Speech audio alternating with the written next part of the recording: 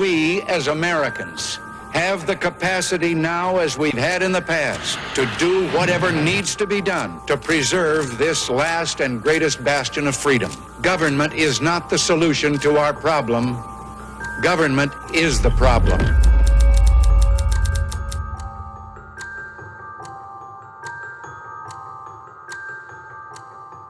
The system that defines modern America, free market capitalism, the idea to push towards a capitalist utopia. What if it had already been done and failed? The framework that we know here in the US wasn't born in Washington or Wall Street, but in Santiago, Chile. The real miracle in Chile was not that those economic reforms worked so well. Chile is by all odds the best success story in Latin America today. The rise and collapse of that system is a warning for what comes next to the United States. A slow descent of privatization and collapse of social programs that will ripple throughout the entire world. It's not a matter of if, but when. For the sake of this video, we will define neoliberalism because it will be used a lot. This is the purest form of capitalism. The focus and existence of society is built for the markets and only for profits. Free markets, no government intervention, deregulation, and privatization of all industries. In this present crisis, government is not the solution to our problem. Government is the problem. This is not just a story of Chile's history, but a warning to the ideologies on the rise in America and across the world. This is the story of the Chicago Boys and the Chile Project, a decade-long experiment in neoliberalism, what we know today as free market capitalism. In 1955, 4 economic professors from the University of Chicago traveled to Santiago, Chile. Their names were Earl Hamilton, Arnold Hallberger, Theodor Schultz, and Simon Rottenberg. The point of them being sent there was to partner with Pontificia Universidad Católica de Chile and begin training young Chilean students in hardcore free market theory, aka neoliberalism. Free market. Free market. A free market. Free market. The theories and teachings they would be taught is no restrictions at all. These tech oligarchs' wet dreams. We're talking privatization of everything. The implementation of this in Santiago would be known as the Chile Project, an economic coup that would lay the foundation for modern European and Western societies. To further the connection between the US and Chile, the US made an agreement to pay for students from Chile to join the graduate program from the University of Chicago. Now, why Chicago University? Because that's where Milton Friedman taught. He deserves an entire video of his own, but he is the mind behind all of this, and debatably, one of the most influential economists over the last 100 years. He's the Henry Kissinger of economics. The other part of the agreement between Chile and the US was the students that graduated from Chicago would be hired by the university in Chile to bring these ideas back home. So now we have a bunch of students in Chile being taught by the people that were trained in the US to spread the economic theory of the US. Kind of a level of indoctrination from the inside. And as you can guess, the US saw this as very beneficial. A group of people who had been trained at the University of Chicago in the Department of Economics, who came to be called the Chicago Boys, played a major role in designing and implementing the economic reforms.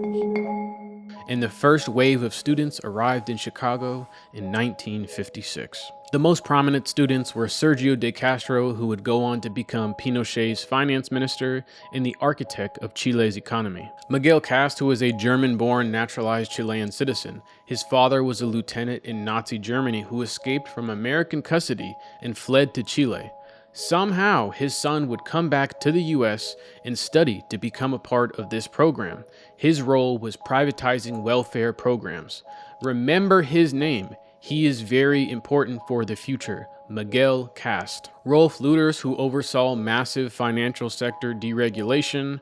Jose Panera, who engineered the privatization pension system, which is still in place today. And lastly, Ernesto Fontaine, who oversaw the financing unit that would bring in outside capital investment, such as U.S. investments. Now, these 5 students would be known as the Chicago Boys. But for nearly 20 years after they graduated, they mainly taught Chilean students about neoliberalism, and their power was mostly in the classroom. Salvador Allende had just won the election to become the president in 1970 by just 40,000 votes. He was backed by the Communist and Socialist Party of Chile. Everyone knows if any country doesn't elect who the United States wants, well, you obviously elected the wrong person. Now, the new president of Chile, Salvador Allende, was controversial. He said he wanted a similar system to Cuba, and before even coming into power, it caused people to flee the country. The president of the US at the time was Richard Nixon. He sat down with the devil himself,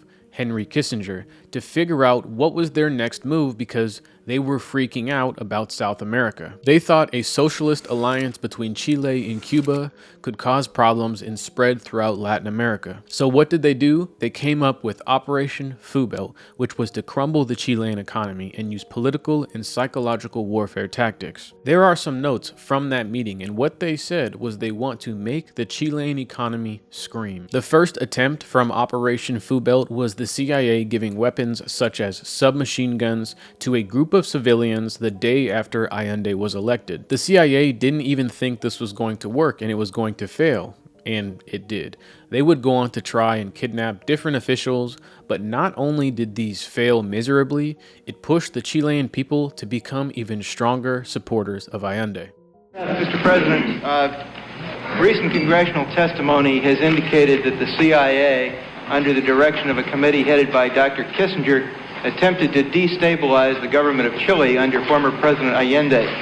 Is it the policy of your administration to attempt to destabilize the governments of other democracies?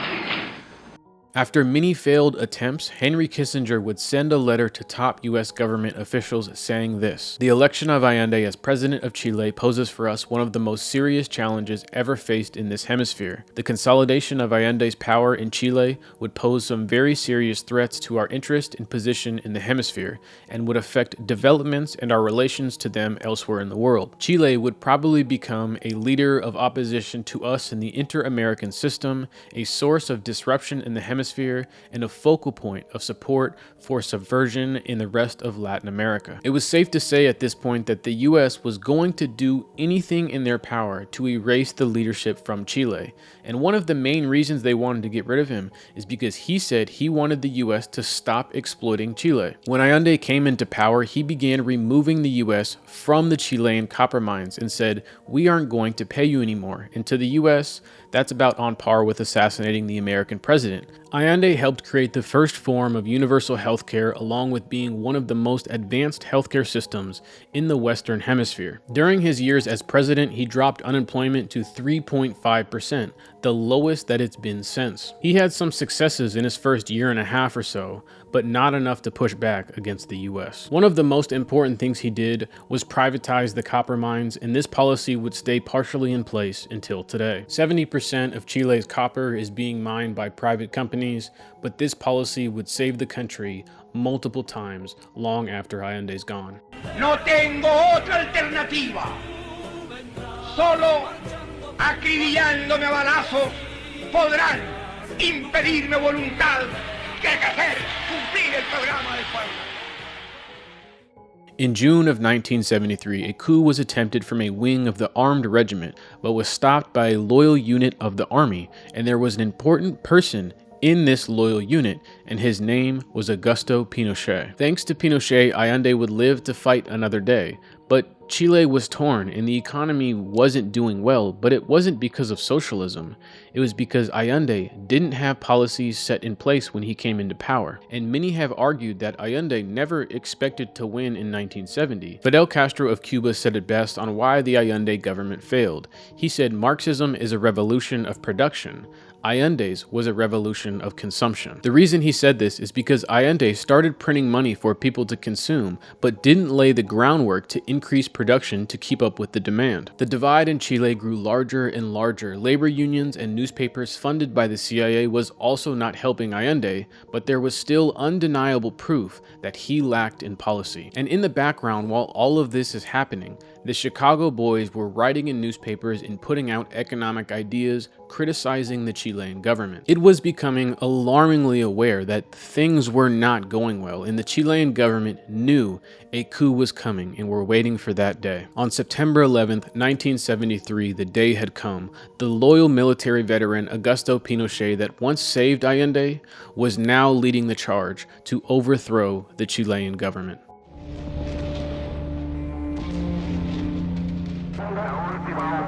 En que me pueda dirigir a ustedes. ¡Viva Chile! ¡Viva el pueblo! ¡Vivan los trabajadores! Estas son mis últimas palabras y tengo la certeza de que mi sacrificio no será en vano. President Salvador Allende was overthrown by a military coup put together by none other than the CIA. Salvador Allende would decide to stay in the palace instead of leaving during the coup. He forced those who served in his office to leave with important Chilean documents and a white flag surrendering. After relentless bombing from fighter jets, the flames would take over the palace and President Allende would kill himself with an AK-47 given to him from Fidel Castro. There's a lot of argument online about this point on if he killed himself or if he was killed with this AK-47, but from the information online I saw, it looks like that he took his own life. And now with Allende gone, the US-backed Augusto Pinochet dictatorship would reign for 17 years of brutal violence and oppression. As a show and threat of what is to come under Pinochet's reign, Victor Jara was made an example of. Victor Jara was a musician whose music was focused on peace, love, and social justice. It was played throughout the world, but to Pinochet, he was a threat. He was an active supporter of the Socialist Party and wrote music to help drive Allende's party forward. Jara was arrested by Pinochet's police along with thousands of others. He was forced to walk through the streets to the Chile Stadium. He was a very popular and prominent figure in Chile, and everyone would recognize him being escorted to the stadium, and that was the point. This was a show of force and humiliation. At one point, the officers threw a cigarette on the ground and told him to pick it up, and then they stomped his hands. Victor Jara was separated from the other prisoners and beaten and tortured. During his torturing, in defiance, he sang his song, "We Will Win," that he wrote for Allende. Venceremos, venceremos, mil cadenas habrá que romper. Venceremos, venceremos, al fascismo sabremos vencer. According to a fellow political prisoner that was there with him, Jara asked for a pen and wrote, "How hard is it to sing when I must sing of horror? Horror which I am living, horror which I am dying."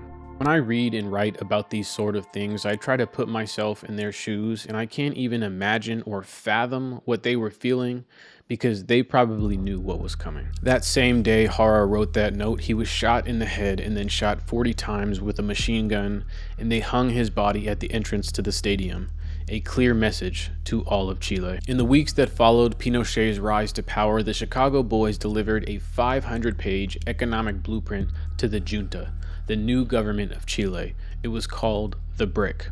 It outlined a full-scale replacement of the Chilean state with a market-driven economy, or an economy that puts its citizens second and its profits first. They called it the brick because it was so thick and heavy, and at first the brick read relatively normal, and that was intentional to help gain popularity. However, later on we will see how much power the Chicago boys are given and freedom to make mistakes with no consequences, thanks to the dictatorship. In March 1975, the Chicago University economist Milton Friedman travels to Santiago, Chile, to meet with Pinochet himself. Milton Friedman recommends a shock treatment, and the only answer to turn the country around is to make it a complete free market. A few weeks later, the Chilean regime announced sweeping reforms. Price controls were ended, import tariffs were cut by 90%, state-owned companies were sold off, and the economy was opened up to international competition. Opening the economy up was a very important piece to establish a relationship with the US,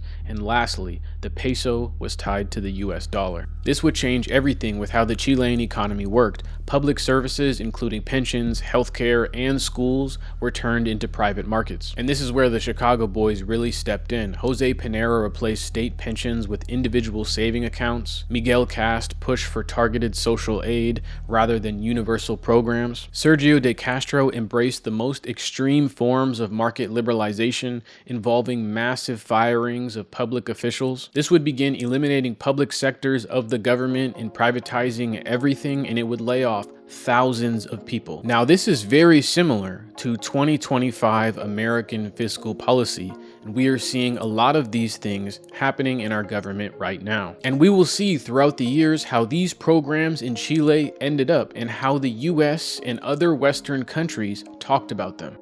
The United States respects the extraordinary economic achievements of Chile, which have shined the light of hope over your land and the entire hemisphere. I want people to compare what we are seeing in the US and all throughout the world to the dictatorship of Chile, because for me, there are a lot of similarities. The violence won't be as loud in America when we compare it to these regimes, and I hope we never get to that point, but I also don't think we need to, because capitalism is so ingrained in our society. A lot of the policies that we are going to see from Chile are just normal to us Americans at this point. So for the sake of the video, try and make your own connections through the different policies and actions that we see in Chile and the similarities of how the US treats countries such as Israel, Venezuela, Cuba. Many such apply. After 1973, Chile is now under military rule. Pinochet suspended the constitution, dissolved Congress, banned political parties, and imposed strict censorship. Civilian courts were replaced with military tribunals. His secret police, called the DINA, began a campaign of terror. They were arresting, torturing, and disappearing thousands of suspected leftists, union leaders, and students. Stadiums in Chile were turned into prisons. Detainees were beaten, electroshocked, and executed. This was happening so often that those who vanished had a nickname. They were called the disappeared. Their whereabouts and what happened to them are still unknown to many of the families today. But the leaders of the Chicago boys didn't see this as a coup, but an opportunity to input as many of their ideas as possible, and if you pushed back, you were cooked. For wealthy people, foreign investors, and multinational corporations, this was incredible. Chile became a laboratory of neoliberal success. They tried to create the perfect country for capitalists and the rich, and for many, it worked, but that didn't benefit normal people. For millions of Chileans, the results were brutal. Unemployment soared, wages were garbage, and the gap between wealthy and normal people grew larger and larger. And by 1982, the financial sector collapsed under deregulation, unemployment hit 30%, and the peso plummeted. Even after all that, Pinochet did not abandon the Chicago boys. He made a few tweaks, but kept the privatization and deregulation as the backbone of the economy. The Chicago boys continued to reshape Chile's economy, and the DINA, the secret police, were eliminating political opponents and just ripping people from their homes in Chile and abroad. And some examples of this are in 1974, Carlos Prats, who served in Allende's military, who fought back against Pinochet, was assassinated in a car bomb in Buenos Aires, Argentina. In 1975, Operation Colombo staged the disappearance of more than 100 people, with propaganda claiming they had died abroad in fighting. They literally murked a guy in the US. Pinochet sent people here to kill someone on US soil. On September the 21st, 1976, Orlando Letelier was driving to work in Washington down Massachusetts Avenue, Embassy Row. On Sheridan Circle, his car turned right, and he drove past the residence of the Chilean ambassador, where for 3 years he had lived.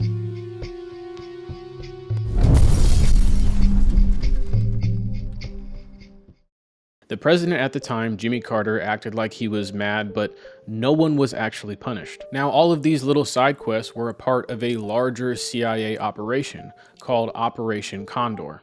Operation Condor was a coordinated campaign among South American dictatorships to assassinate political opponents across the globe. This involved Argentina, Brazil, Bolivia, Chile, Paraguay, and Uruguay, and the US backed and financed them all.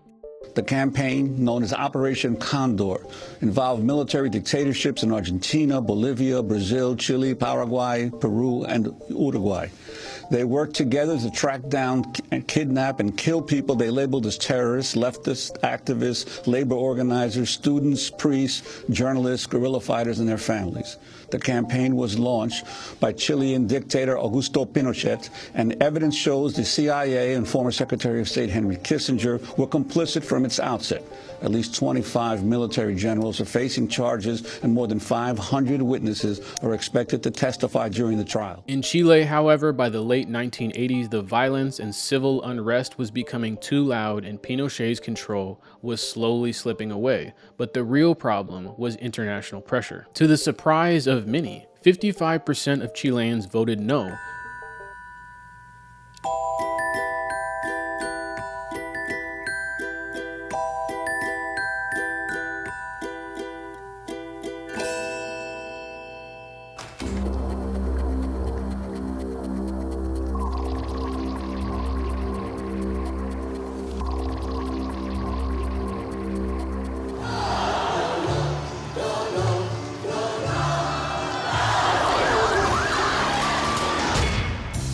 Chile, la alegría ya viene.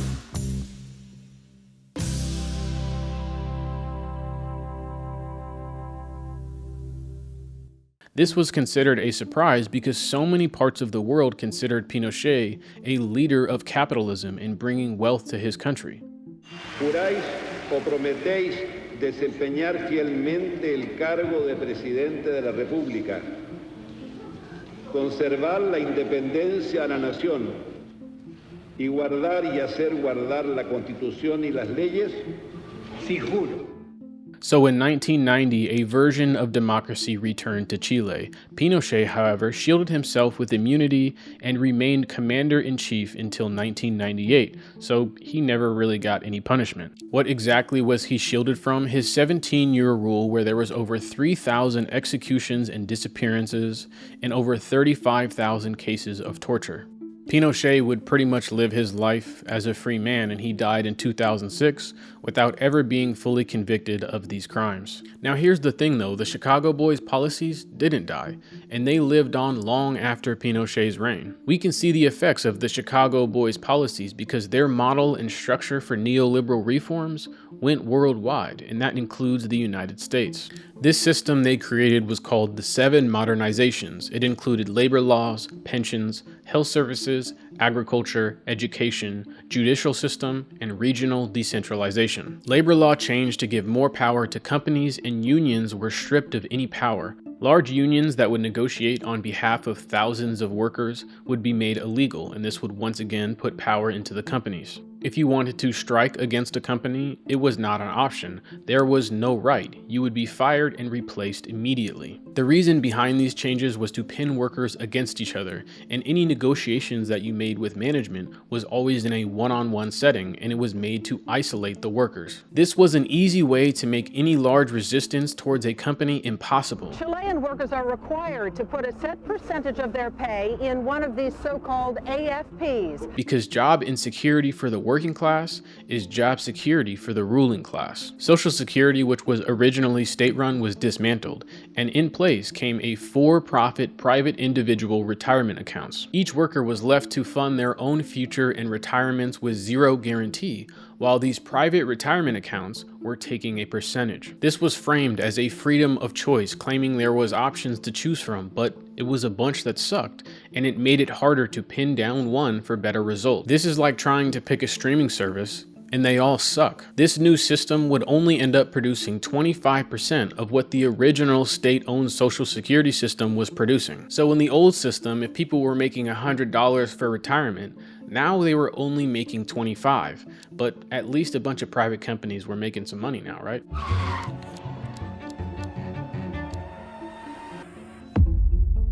Now, education. Schooling was decentralized into a voucher system where the voucher could only be cashed in by the schools to the government for real money. This gave the illusion that children had the option to go to public or pay real money for private school.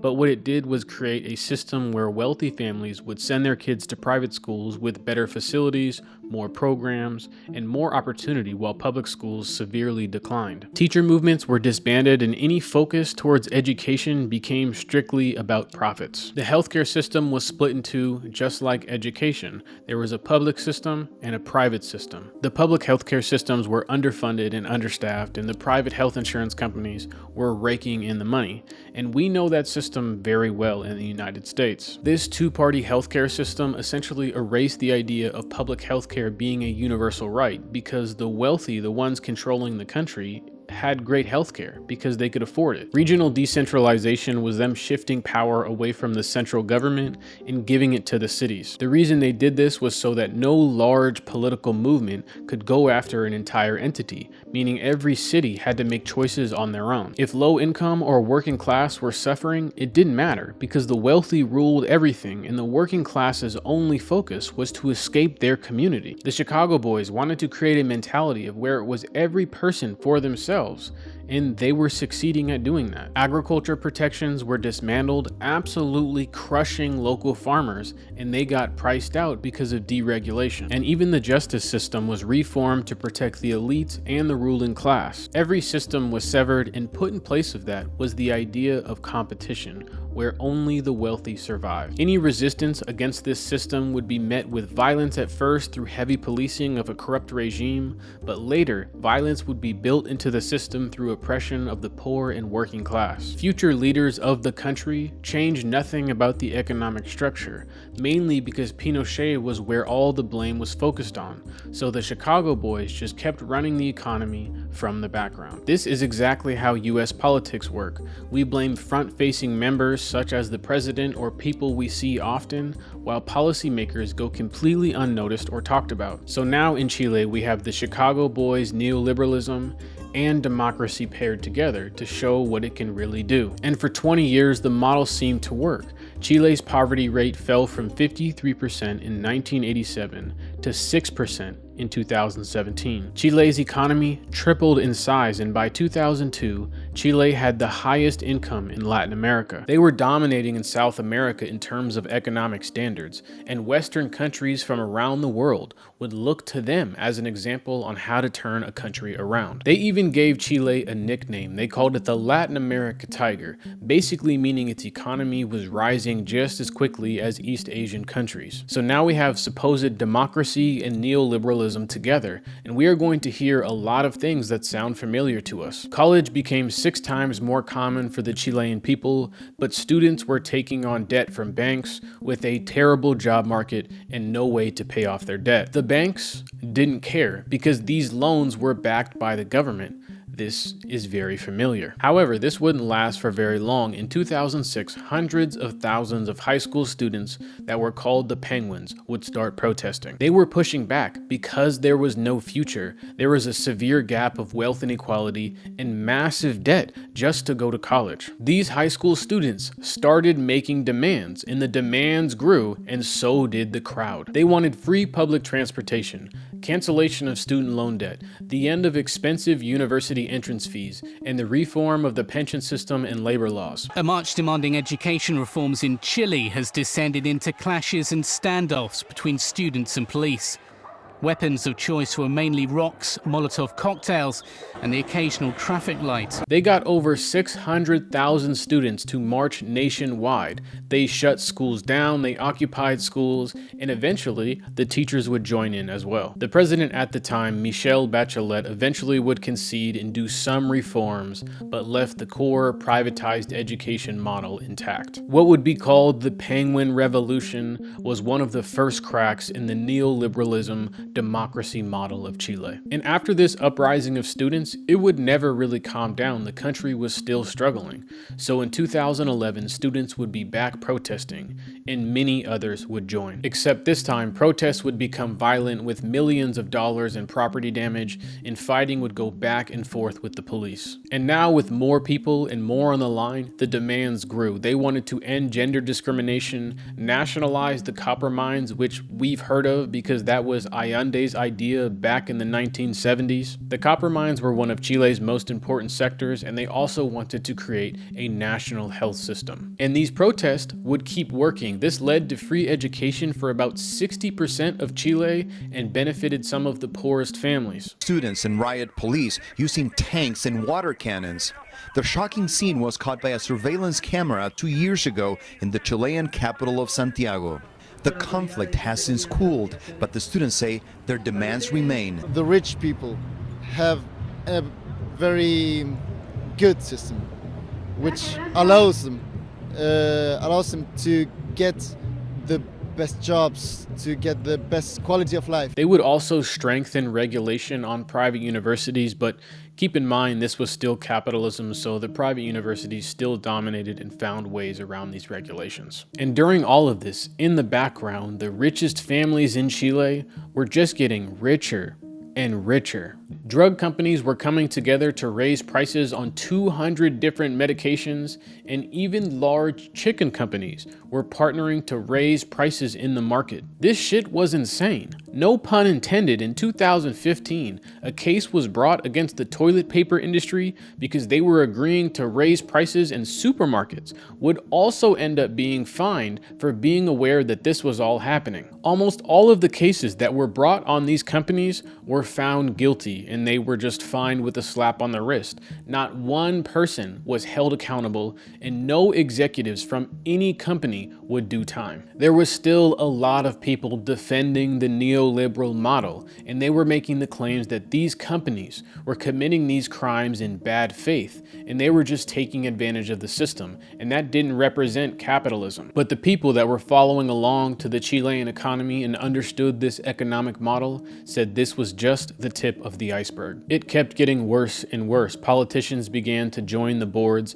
of massive corporations, while many others accepted lobbying money to push for specific policies. One of the largest companies that was giving massive amounts of cash to politicians was the chemical mining of Chile, and one of the largest shareholders in that company was Pinochet's son-in-law. Even 30 years after supposed democracy was installed in Chile, the same groups of people were still running the country. The struggles of corruption continued to the point where the richest 1% controlled more than a quarter of all incomes across Chile. The middle class had been disappeared. In October of 2019, the politicians, economists, and the elite that ran the country all would say the same thing: we didn't see it coming. A revolt against the government would start. There were signs, just no one paid attention or cared until it affected them. In Chile, a state of emergency has been declared as protests grow violent against government plans to increase subway fares. This really came as a shock to the international community that things would get so volatile so quickly in a country that looks to be stable in Latin America. What finally tipped the country into a revolution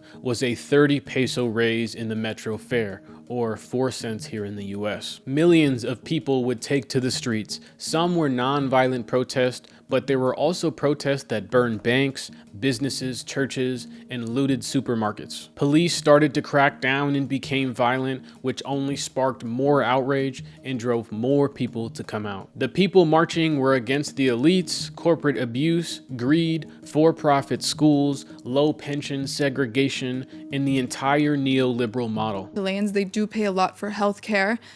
Public education is poor in the country, and there's an ongoing concern for pension reform in the country, which Chileans have been protesting for a very long time. It was installed during the era of Pinochet. Demonstrators were asking for debt forgiveness for students and free universal healthcare. The elite were targeted, some were attacked, and if they were caught driving, they were forced to get out of their car, and the only way they would be able to leave is if they would dance. Eventually, the president called a state of emergency and sent in the military, and they would begin patrolling the streets with heavy weapons.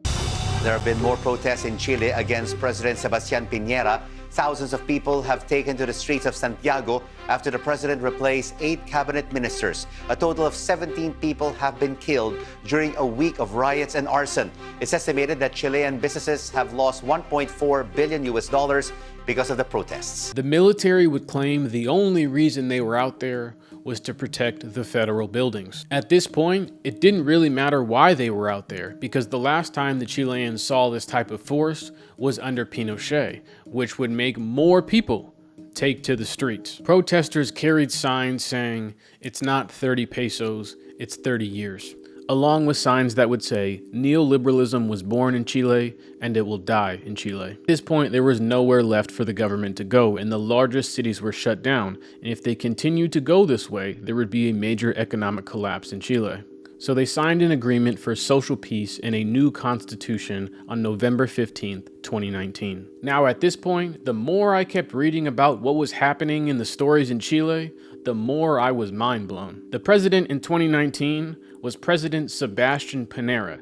You cannot make this up. That is the older brother to Jose Piñera, who's one of the original Chicago boys. President Sebastián Piñera somehow became a billionaire. I don't think anybody would be surprised by that. He must have just worked really hard and got lucky. The people of Chile said, "We are going to form a new constitution," because they had been living under Pinochet and the Chicago Boys policies. But I don't know if they realized that the Chicago Boys are still in power. But regardless, 155 Chamber of Deputies was elected by the people in 2021. 50% of these seats had to be filled by women, while 17 seats were set aside for indigenous people, and they promised to build an anti-neoliberal constitution. This new constitution being written would end for-profit education, for-profit healthcare, and for-profit institutions propped up by the government, such as for-profit pension systems. The new system will be built around social cohesion and foreign policy that would focus on Latin American countries. They hoped other countries would follow in Chile's footsteps in dismantling neoliberalism. There would be free drinking water provided for everyone, new labor unions, labor laws, along with a 40% increase in minimum wage. But in September of 2022, the voters rejected the draft, mainly because there was a massive campaign against it. Specifically, one man would run a campaign opposing it, saying it was too far left. And the man who ran against it is Jose Antonio Cast, the leader of the Republican Party. This basically brings us to present day, where Chile has been at a stalemate with its economy. In their past presidency, they were talking to China about different partnerships, and the US stepped in and said, yeah, you're not going to do that. And the US can still obviously do this because of imperialism, and we are dominant even in South America with huge partnerships. The US can't separate themselves from Chile because of Chile's massive mineral deposits. This is another situation where China and the US are battling for resources. When I was writing this video, I really wanted to go out on a positive note, saying that neoliberalism was born in Chile and it may die in Chile. However, that is just not the world we live in today. Latin America in general has been shifting more and more to the right, and there have been talks that Operation Condor is back. You pile this on top of the recent abduction of Nicolas Maduro from Venezuela, and we have ourselves a real situation happening in South America. Finally, the most insane and relevant part to this entire story. Remember how I said, don't forget the Chicago boy Miguel Cast, the son of the Nazi lieutenant? Well, in 1983, he passed away from bone cancer. However, his brother is the man that ran his campaign opposing the left in Chile. His name is Jose Antonio Cast.